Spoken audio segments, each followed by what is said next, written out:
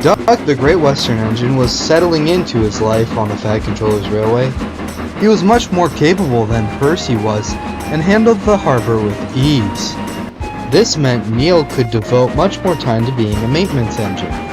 Often these operations stretched long into the night, leaving Duck to take care of the night trains. One crisp autumn evening, Duck saw Winston off with the midnight goods.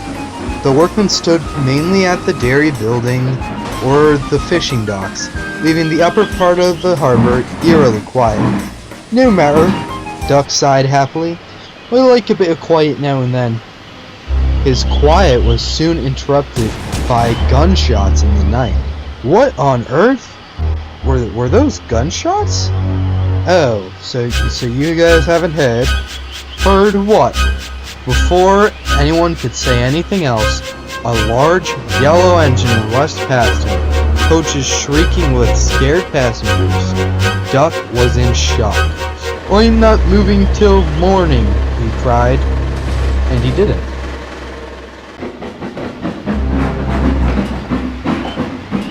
The Fat Controller and Percy came to see Duck the next morning. Turn a wheel, Duck. What's gone into you? There was a yellow engine, sir, with screaming passengers. Duck didn't need to go any further. Percy's boiler went cold. Sir, he squeaked. He saw Molly, sir, you know. Oh. Bring him back to the sheds, Percy. Have Edward tell him everything.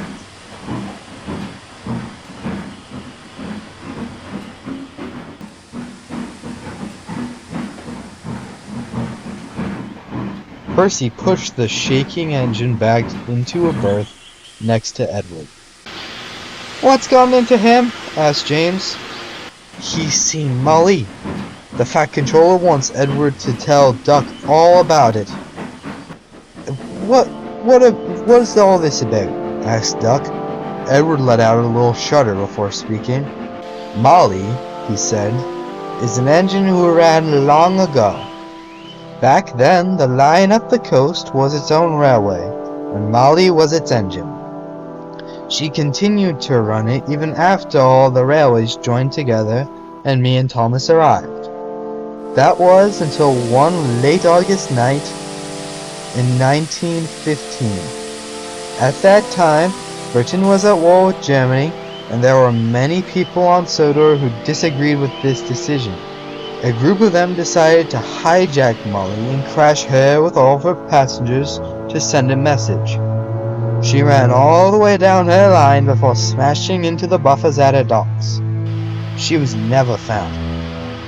Many believe that she was buried in the thick mud at the bottom of the river, while others say she was swept out to sea. In any case, her ghost runs every night trying to stop and save her passengers.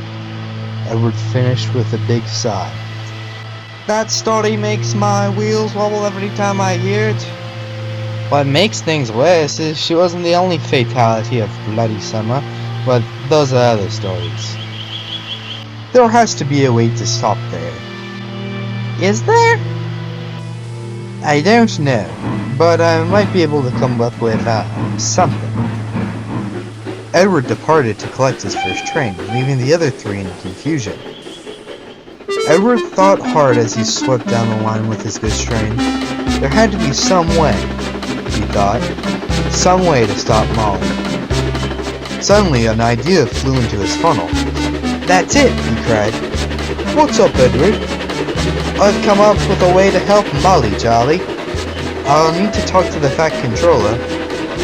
I'll talk to the station master. At the junction, Edward's driver asked the station master to call the Fat Controller and arrange a meeting. Sure enough, when Edward arrived with the last passenger train at the big station, the Fat Controller stood on the platform to meet him. You wanted to speak to me, Edward? Yes, I think I've found a way to let Molly rest, sir. Oh, good. This nonsense has gone on long enough. And what would that plan be? Edward explained his plan to the Fat Controller, who was smiling by the time he had finished.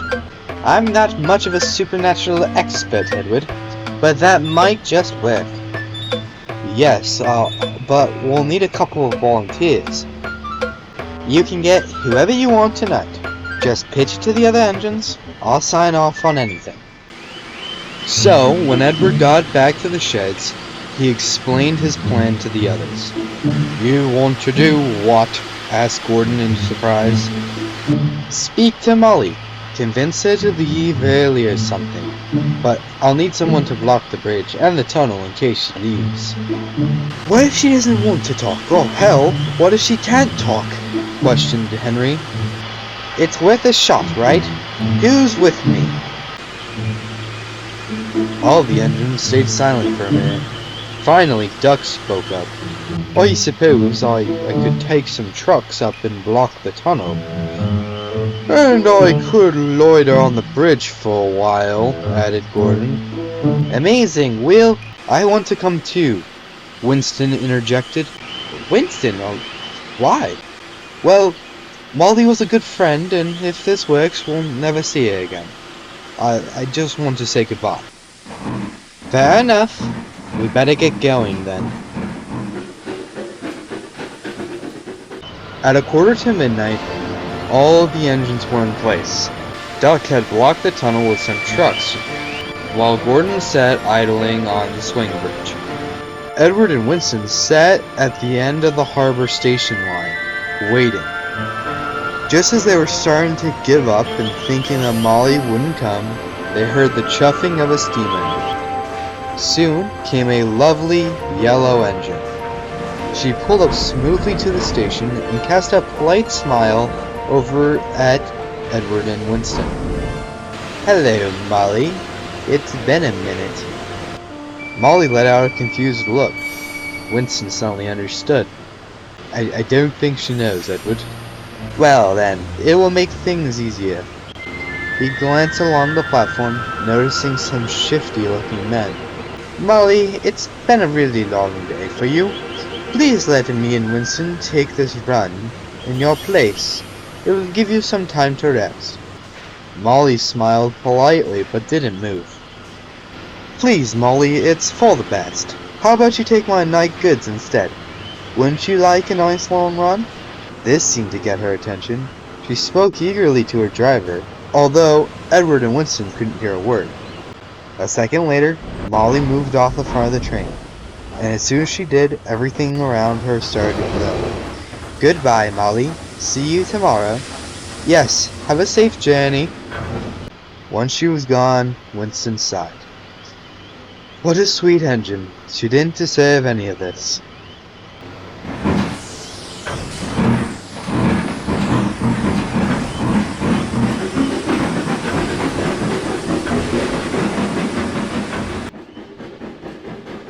The two returned to the sheds in silence.